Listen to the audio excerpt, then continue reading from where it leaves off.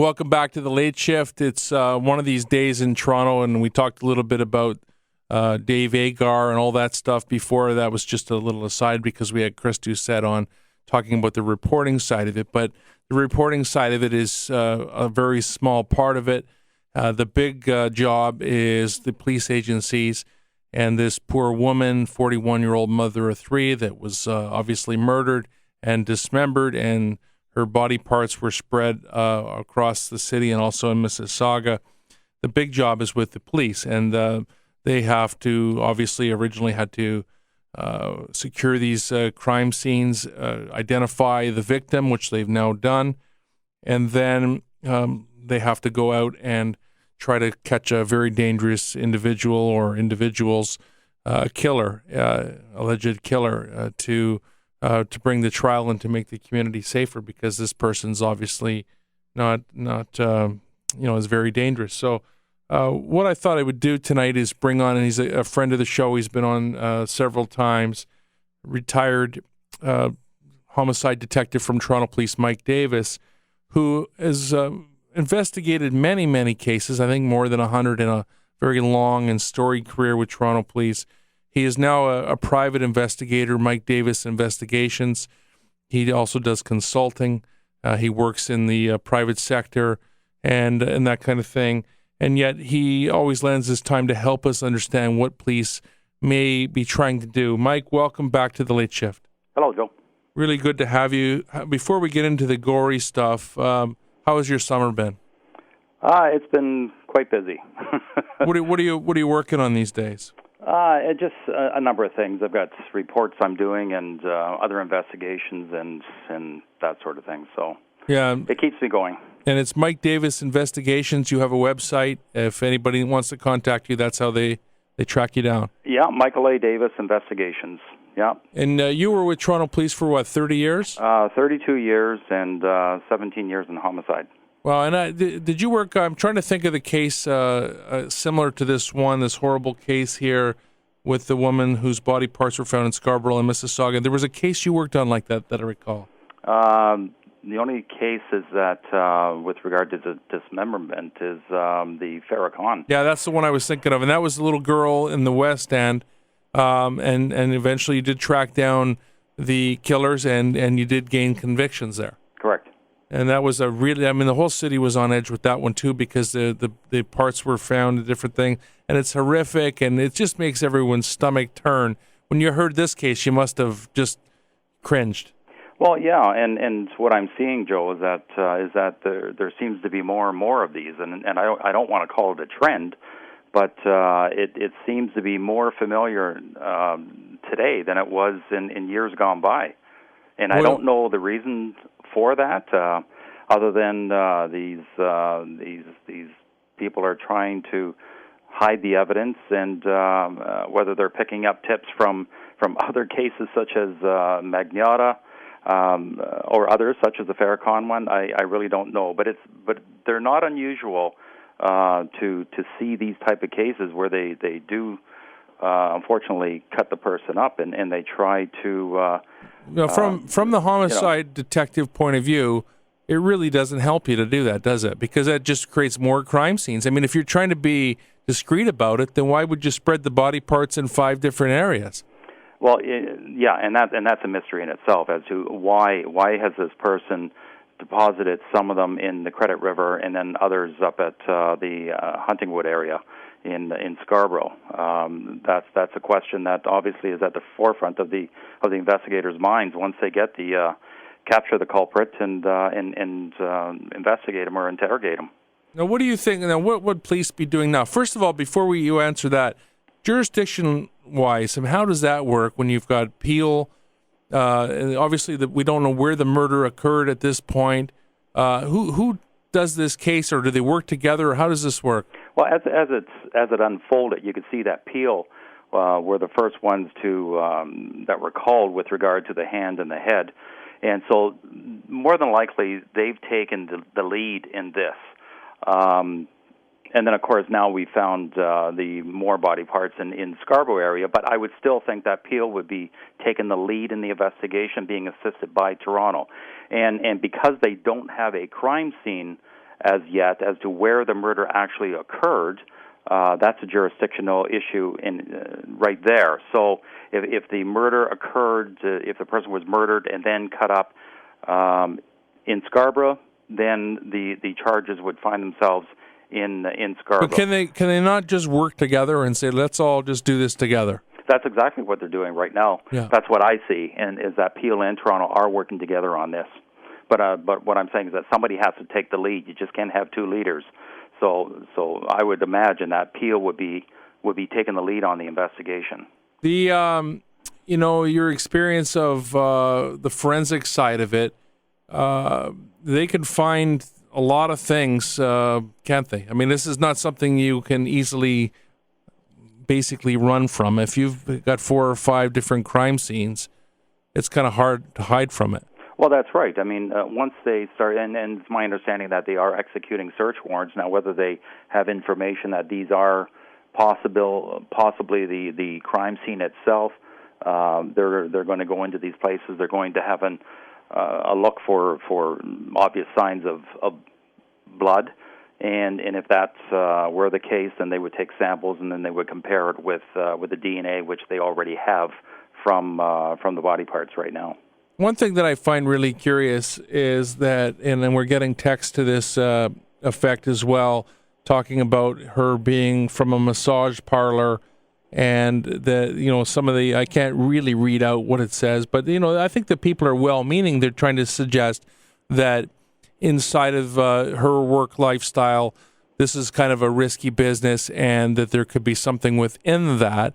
And I think that certainly could be a theory that police will work with. The thing that I think I'm worried about, I don't know if worried is the right word, but is somehow she's not a sympathetic character because of this, which we haven't really proven anyway what her background is. But, she's not like Farah Khan, who was a child. And yet it's a human being, a mother of 3. I don't think it really matters what she did for a living. I mean, really, who cares? I mean, even working inside that industry right now, there's a lot of discussion before the courts about what's legal, what isn't legal. It's a rampant industry here. There's many people that work in it. And, obviously there's media companies that make a lot of money from advertising from it. So it's kind of unfair to suggest that it's not real. So you know what I'm saying, Mike? It doesn't matter where she worked. This is a woman who was a mother of 3. Absolutely. She's, just the way this whole thing has unfolded, and how she, what ended up happening to her. I mean, and like you say, being a mother of 3. I mean, really, who cares what she did? Who cares what she did? She was a human being, and then she was murdered, and then she was cut up. I mean, this is horrendous. This is, one of the ultimate crimes when this happens. Well, and I think you're right. And you raised it before, is the fact that the reason it's horrific is there's all these TV shows now, and people are getting ideas, and it's really scary stuff. And I wonder if you can tell us, from a guy who's been involved in these homicides and led the homicide investigations and led them, in that they could very well have a suspect list now, but they wouldn't react to it because they've got to run down DNA. They've got to look at where people were. They've got to look at credit card bills, all that kind of stuff. TV, cameras that have taped people in different areas. So, but they could very well be developing a suspect list, couldn't they? Absolutely they could. And one of the keys to investigating homicides is you have to protect the integrity of your investigation, and you have to keep your, if I can use the term, you have to keep your cards close to your chest. That's what you have to do. You only give out enough information that will assist you in your investigation. You're not going to just tell everything and tell the media, as much as in these cases you rely on the media to gather information and fresh information and this type of thing, but you're not going to give your whole case, put it out there to the public at all. You have to protect the integrity of the investigation, because at the end of the day, if you are going to locate the person responsible here, the major test is taking it through the courts. Yeah, right. It's not just catching them. And catching them is one thing, and I think they'll be really hungry, both Toronto Police and Peel, to catch him or her. Yeah. We don't know who it is because of the kind of violence in this crime. Anybody in murder, you want to, if you may never see them again, you want to grab them when you can and then build the case later. But in this case, this is I think it's a real whodunit. I don't think they really know. I think there's a number of angles that they can look at here. I mean, you can look at the fact that she was a masseuse here and the type of clientele that may bring in. There's that aspect of it. There's the aspect of the fact that she was selling the business and maybe she went out to meet a prospective buyer here who ended up being some nut, really, and or maybe there's a debt issue here. She was in the business only for a few months, and all of a sudden now she's selling the business. So, my question is what's happened here, and did she owe somebody money, type of thing. So there's that, and then of course she's also separated or divorced and has a new boyfriend. So there's many different avenues that the police have to look at, and in this way they're not going to be going down just one road, and because we all know what that is, and that's called tunnel vision. So they're going to keep all of their avenues open, and they're going to look at all these aspects of all this investigation, and hopefully end up finding out who's responsible for this. Well, let's hope they do it soon, Mike, because it really is a scary case. I don't know if you heard earlier. Just to get your thoughts on it, our colleague here at News Talk 1010, Dave Agar, the legendary newsman, he feels that the media should stop reporting things like hands and feet and just say body parts. Do you think that he's onto something there, or do you think that it's just so horrific that we just have to tell it as it is? Well, you know what, I tend to agree with him because I don't see any sense in having to give out the details that other than the fact that the first time that they gave out the details of the foot and the nail polish that was on it, that was key, and that was something that they had to put out there in hopes that it would, a potential witness out there maybe say, hey, I remember a young lady who used to wear that. And that's what you're looking for. So only you put that one piece of information out there. But do you have to tell the public that, okay, we found another hand, we found a head, we found a thigh and a calf and all this? I tend to agree with Agar that just say body parts from here on, unless there's some evidentiary value that you have to put that description out there. Okay, well said, and thank you for that perspective as well.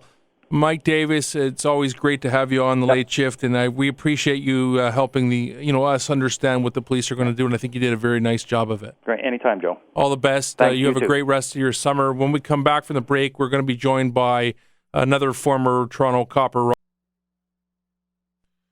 Welcome back. We're talking about a pretty heavy subject in this murder, but it's an important case, and it's a case that the police are working very hard on. Trying to find the killer of this woman, and we're trying to help them out the best we can. I don't know if we're supposed to do that in the media, but why not? I mean, it's a dangerous person, and if we can reach out to them, if they're listening now or somebody that knows them, I think the best thing to do is to get a lawyer and turn yourself in and just save the city and everybody else a great deal of grief. And a lot of people are texting us, many people talking about this industry and how it's right near their front door. They can see it, and that it's real, and that the killer, there's a lot of people that go in and out of these places, and you just don't know who, but the police will figure it out. And Ross McLean has now joined us from rossmcleansecurity.com, and a friend of the show as well. Welcome back, Ross. Oh, hi, Joe. Good to be with you tonight. Yeah, it's we're going to lighten it up after the segment with you, Ross, with that Canadian guy, Glenn Foster, who's going to be on with us, and we've got some fun stuff planned. I'm a huge fan of Glenn, and I'm looking forward to that, no offense, because this is really horrific. But I feel that in this job, if we can help the police and help the public help the police, then it's the right thing to do. Well, I think it is as well, and that's the angle that I come at it from, Joe. One of the things that I did in a past life was I did close protection for billionaires, essentially bodyguard work, and I designed protection programs for them. And I worked for, with over 10 billionaires. So one of the things you do when you do that work is you study predators, you study attackers, you look at how attacks happen. And once you understand how attacks happen, then you learn how to defend yourself against them. So one of the things I did with that was I decided to turn that towards dealing with domestic violence and sexual assaults and violence against women, to help women deal with the problems of sexual assault. You're working on a book on that right now, are you not? Yeah, I've taught courses on it in the past. I'm going to be putting a book out on it, on how to deal with it, working on it now.